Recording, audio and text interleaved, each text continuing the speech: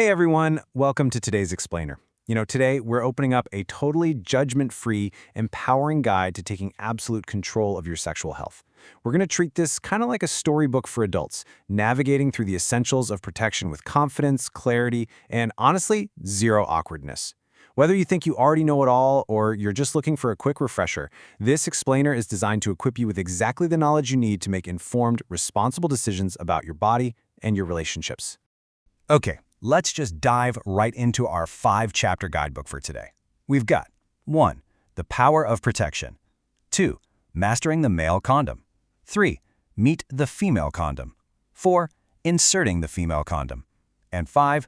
Busted. Common condom myths. So, let's kick things off with Chapter 1, the power of protection. Before we even get into the actual how-tos, right, we really need to talk about the why. Why does this matter? Well, understanding these foundational tools is absolutely crucial for everyone's bodily autonomy and overall well-being. It's about empowering yourself to prioritize your health no matter the situation. So, at its most basic level, what are we talking about here? A condom is a super thin physical barrier, but its real superpower lies in a concept called dual protection. Basically, that means it's a single method that tackles two massive jobs at once, preventing unintended pregnancies and drastically reducing the risk of sexually transmitted infections, including HIV. Condoms act as absolute heroes by physically stopping the exchange of bodily fluids, like semen, vaginal fluids, and blood. Now, we essentially have two main paths when it comes to barrier protection. On one side, we've got male or external condoms. You know these. They're worn externally on an erect penis and are typically made of latex, though there are non-latex options out there. But then on the other side, we have female or internal condoms. These are worn internally, inside the vagina, and they're made of this really soft nitrile plastic featuring two distinct rings. And while male condoms are the ones you see pretty much everywhere, female condoms offer this incredible alternative that actually gives the receiving partner a tremendous amount of control over their own protection. Which brings us perfectly into Chapter 2, Mastering the Male Condom. Okay, step 1. Always check that expiry date and make sure the wrapper isn't damaged. Step 2. Open it carefully. And listen, I cannot stress this enough. Do not use your teeth. Seriously, you aren't a wild animal tearing into a snack. Just use your fingers so you don't accidentally puncture the material. Step 3. Place it on the tip of the erect penis and, this is super vital, pinch the tip. You literally have to leave empty space up there for the semen to go, or the pressure is just going to cause it to break. Step 4. Roll it all the way down to the base. And finally, Step 5. Right after sex, hold the base of the condom firmly while withdrawing to make sure nothing slips off. And of course, the grand finale of mastering the male condom is getting rid of it properly. You just tie it in a knot, wrap it up in a tissue, and throw it straight in the bin. Never, under any circumstances, flush it down the toilet. I mean, unless you really want to have a highly awkward and very expensive chat with a plumber. Right? Keep it simple. Throw it in the trash. All right, moving on to Chapter 3, Meet the Female Condom. So let's take a closer look at the physical structure of the female or internal condom. It's basically a soft, loose-fitting pouch. And unlike the tight latex of male condoms, this one is made of nitrile. Notice those two rings? There's a smaller, thicker inner ring at the closed end. That's used for insertion and anchoring it inside. Then you've got a larger, thinner outer ring at the open end. Now, I know what some people might be thinking. Is this thing going to get lost up there? Let me reassure you right now, absolutely not. Your cervix is literally a dead-end roadblock. It physically prevents the condom from ever getting lost inside your body. Now, here is one of the biggest, most surprising advantages of this option, the number 8. Get this. You can actually insert a female condom up to 8 hours before having sex. I know, right?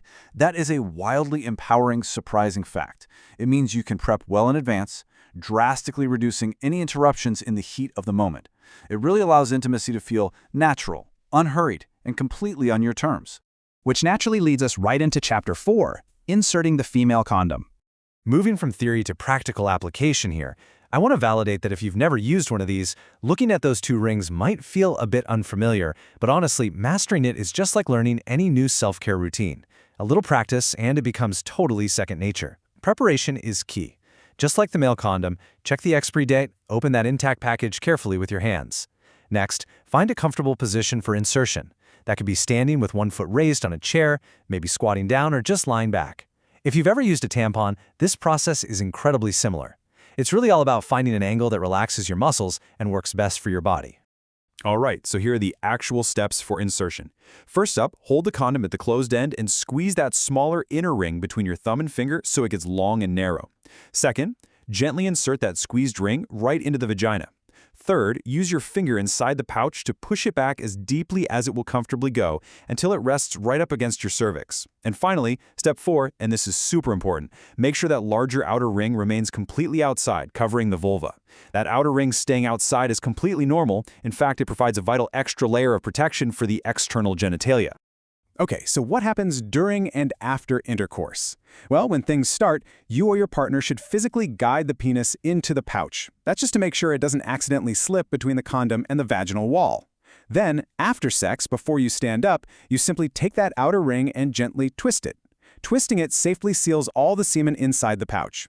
Then carefully pull it out, and exactly like the external condom, dispose of it right in the bin. I do want to drop a major pro tip right here.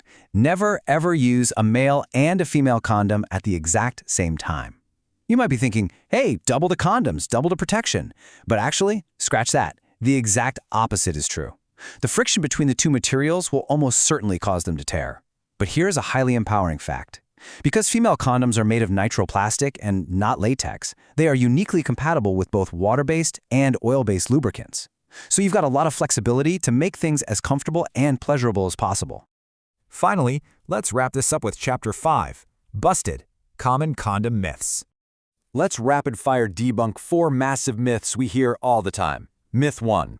They reduce pleasure. False. Modern condoms are designed to be ultra-thin and transfer heat beautifully, so most users report little to no reduction in sensation. Myth 2. They always break. False again. When a condom breaks, it is almost entirely due to user error. Like using an oil-based lube with latex, forgetting to leave space at the tip, or using an expired product. Used correctly, they're highly reliable. Myth 3. They're only for preventing pregnancy. Dangerously false. They are absolutely crucial for preventing STIs, even if pregnancy isn't a concern at all. And myth 4. 2 is better than 1. As we literally just learned a second ago, absolutely false. Friction causes tears. Always stick to one barrier at a time. So this whole explainer really boils down to one crucial point, summarized beautifully in this quote from our source material. Safer sex is a shared responsibility, and open communication between partners is essential. You see, protection is never just one partner's job.